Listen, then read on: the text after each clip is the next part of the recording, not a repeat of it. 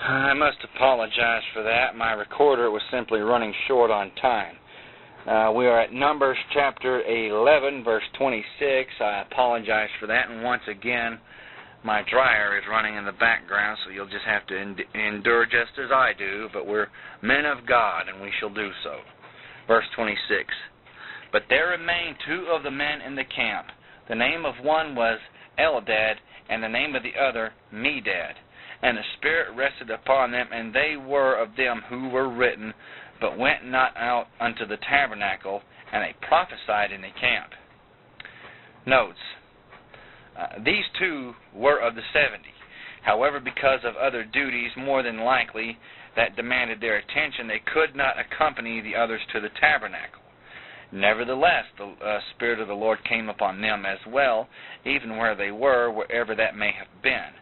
This is a symbol of the outpouring of the Holy Spirit, which would begin at the tabernacle, in effect, temple in Jerusalem, but would quickly spread all over the world. And Peter said so in Acts chapter 2, verse 39. Verse 27. And there ran a young man and told Moses and said, Eldad and Medad do prophesy in the camp.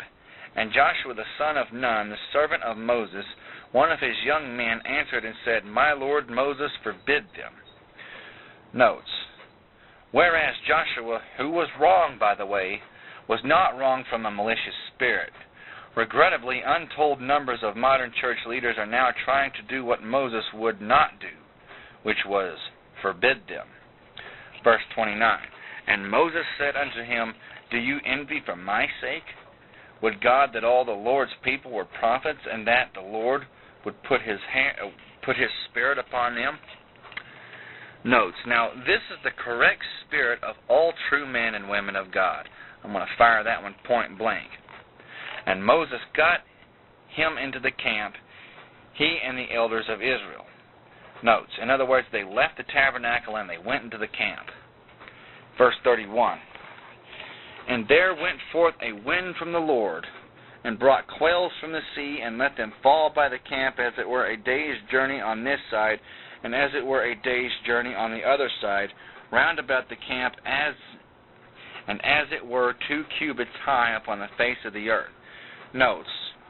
This is a wind divinely sent for this purpose. 2 cubits is basically 3 feet high. Now, this doesn't mean that the quails were piled upon the ground to a height of 3 feet, but that they flew at that height and so were easily captured. Very, very common misconception among people who read the Bible, thinking that they are just piled up. Verse 32. And the people stood up all that day and all that night and all that next day, and they gathered the quails. He who gathered least gathered 10 homers. Notes. Now, 10 homers is about 60 bushels of them. And they spread them all abroad for themselves round about the camp. Turning the page. Now we're going to get to some really, really nasty stuff. Verse 33.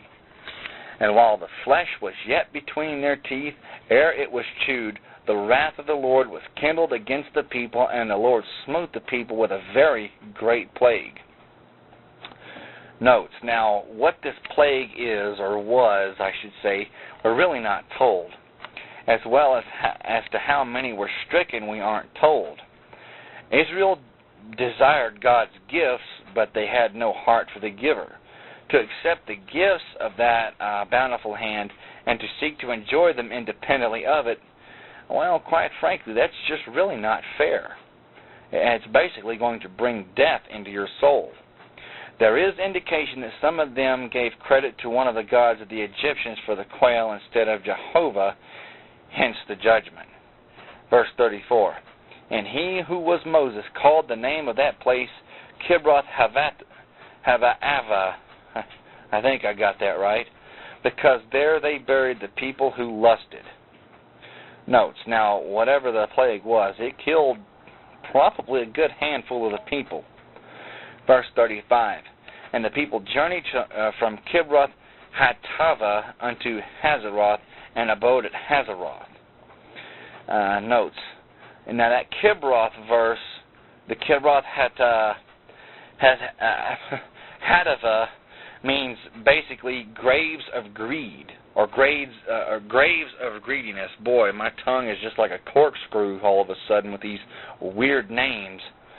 Once again, I'm thankful that my name is John. Chapter 12.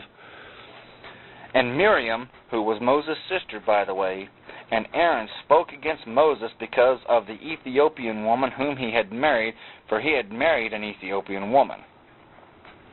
Notes, now some claim that this was actually Zipporah, and others claim that it was not, but rather that Zipporah had died and Moses had taken this woman as his wife, or else Zipporah had not died and Moses had taken to himself a second wife.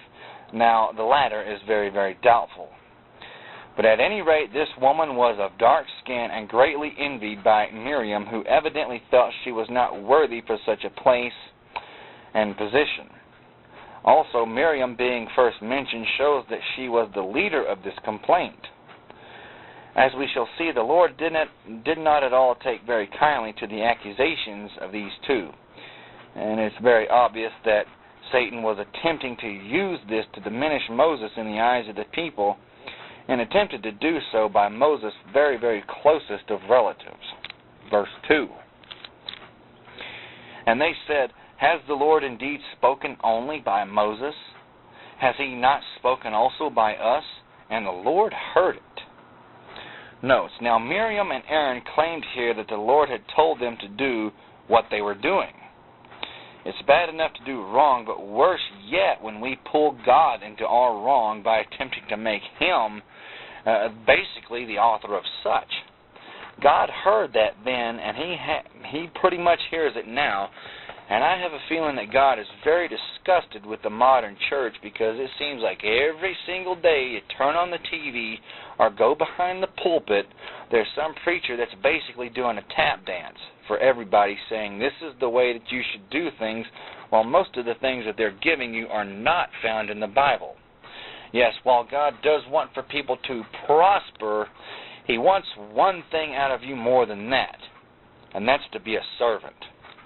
And as well, the end result will be the same now as then, severe chastisement for the guilty party. There are probably at least a dozen preachers on TV right now that are guilty of all these things right here, saying that the Lord has some special message, or that they have some kind of special relationship with God. Let it ever be known that God does not have his favorites. He will use anybody who is willing. And I have just torn about 15 layers of hide out of a lot of preachers on TV. Verse 3. Well, there's quite a few in the modern day pulpits too. Verse 3. Now the man Moses was very meek, above all the men which were upon the face of the earth. Notes. Now, inasmuch as this is a parenthetical statement, the probability is strong that Moses didn't actually write it, but that it was written by someone else later and inserted into the sacred text, and as well sanctioned by the Holy Spirit. It is highly unlikely that Moses would have said such of himself. Verse 4.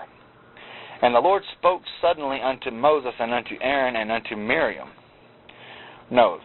In other words, he's doing like Mo of the Three Stooges and telling them to spread out and listen. Now, how the Lord did this, we really are not told. However, the suddenly points to something unexpected and quite out of the ordinary. He says, Come out, you three, unto the tabernacle of the congregation, and the three came out. And the Lord came down in the pillar of the cloud and stood in the door of the tabernacle and called Aaron and Miriam, and they both came forth. We will pick up in chapter 12, verse 6. Thank you very much, and God bless.